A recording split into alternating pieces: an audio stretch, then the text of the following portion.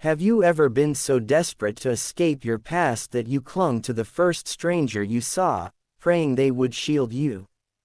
Stay with me until the end because this story will take your breath away. And trust me, you won't want to miss what happened after that hug. And before I reveal it, don't forget to like this video and subscribe right now because you're about to dive into a journey where fate collided with fear in the most unexpected way. The night was cool, the city alive with neon lights and the hum of cars. But for Eliza, none of it mattered. Her heart raced as she walked faster down the street, heels clicking against the pavement, trying to put distance between herself and the man she had once loved but now feared, her toxic ex, Adrian. He had followed her from the cafe where she worked, shouting her name, reminding her of the years she had wasted under his control, reminding her of promises that had turned into chains. She could hear his voice echoing behind her, closer and closer, each step pulling her back into the prison she had fought so hard to leave. Panic rose in her chest, and she knew that if he caught up, it would all begin again. The manipulation, the threats, the cold words that cut deeper than any knife. Her eyes scanned the busy street ahead, desperate for an escape, when suddenly she spotted him. A tall man standing near a black car dressed in a perfectly tailored suit. His presence sharp and commanding like a shadow carved into the night. He was a stranger, but something about his aura radiated power, safety, danger all at once. And before she could second-guess herself, her instincts pushed her forward. She ran straight into his arms. The stranger stiffened as Eliza threw herself against his chest, her trembling hands clutching at his jacket as though it were a lifeline. "Please," she whispered, just loud enough for him to hear. "Don't let him find me. Pretend you know me." Her voice cracked with desperation, and though the stranger's eyes narrowed with surprise, his reaction was swift and calculated. His arm wrapped around her waist with an ease that felt terrifyingly natural, pulling her closer as though they were lovers reunited after years apart. His gaze lifted over her shoulder, locking on Adrian, who had just turned the corner. Adrian froze at the sight. The stranger, with his cold, unreadable expression, tightened his grip around Eliza and pressed a kiss to the top of her head, his silent message clear. "She's mine." Something in that stare sent a chill through Adrian's arrogance, and for the first time, her ex hesitated, muttering under his breath. He turned back into the shadows, retreating into the night. Eliza's body sagged with relief, though her heart still pounded, her mind barely processing what had just happened. She lifted her gaze, finally meeting the eyes of the man who had unknowingly saved her. His gaze was sharp, his jawline defined, his presence overwhelming. But there was something softer buried beneath all that steel. Something she couldn't quite name. "Thank you," she whispered, stepping back, though her body still trembled. The man studied her carefully, as though weighing every detail of her being, then spoke in a voice deep and controlled. "You shouldn't run alone at night. It's dangerous." She almost laughed bitterly. Dangerous. If only he knew. She shook her head, trying to compose herself. "I didn't have a choice.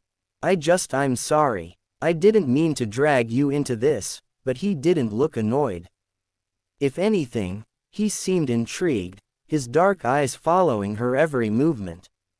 "What's your name?" he asked. "Eliza," she said softly. He nodded once as though locking it away in his mind. "Go home, Eliza. Stay safe." He opened the door to his sleek black car, and within moments he was gone, swallowed by the night. Eliza walked home in a daze, her thoughts swirling.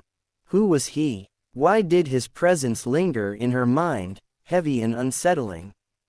She had no idea that the man she had clung to was not just a stranger, but a name whispered in both fear and respect across the city. He was Dante Moretti, the man known in the underworld as a ruthless mafia boss, the kind of man people never approached unless they had a death wish.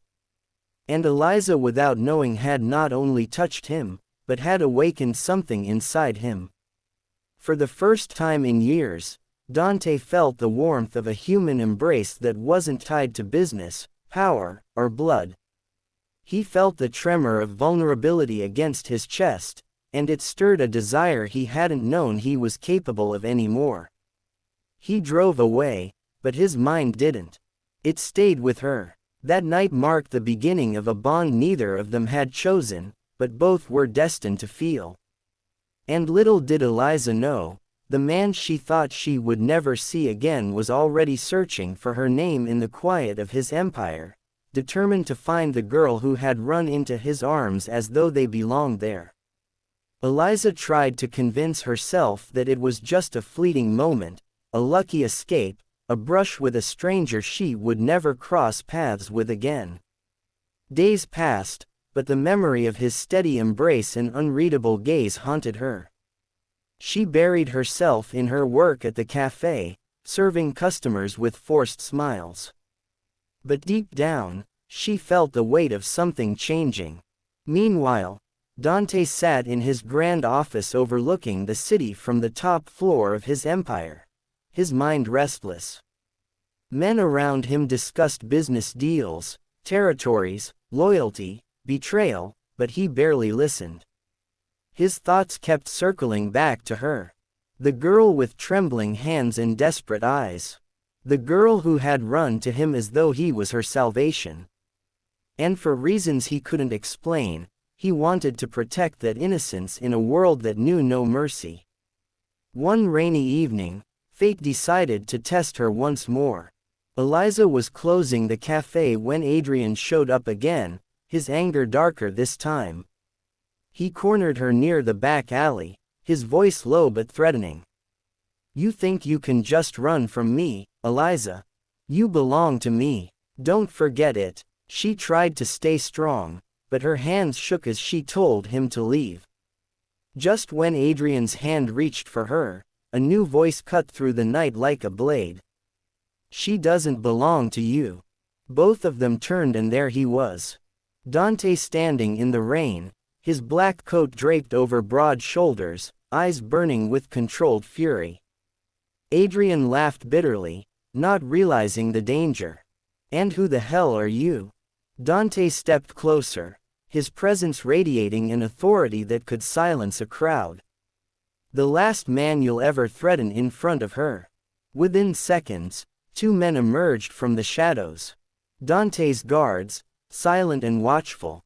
Adrian paused, finally realizing the storm he had walked into. He muttered something under his breath and ran off into the night, but Dante didn't move until he was certain Adrian was gone. Eliza stared at him speechless. Why are you here?" she finally asked. Dante looked at her with an intensity that made her heart race. "Because the moment you held on to me, Eliza, you made me responsible for you. And I don't walk away from what's mine." His words sent a shiver through her. Not fear, but something deeper, something she couldn't deny. She had been broken by love before, scarred by trust. But something about him felt unshakable, like a fortress built around a fragile heart. She wanted to resist, to tell herself he was danger personified. But when he reached out and brushed the rain from her cheek, she didn't move away. For the first time in years, she felt safe. Days turned into weeks, and though their worlds were nothing alike, hers small and quiet, his dark and ruthless, they began to collide. He would appear at the cafe, sitting quietly in the corner, watching her with that same unreadable gaze. She would catch him lingering outside after closing, ensuring she got home safe. Slowly, she began to understand that beneath the title of Mafia boss was a man who had forgotten what it meant to feel until she stumbled into his life.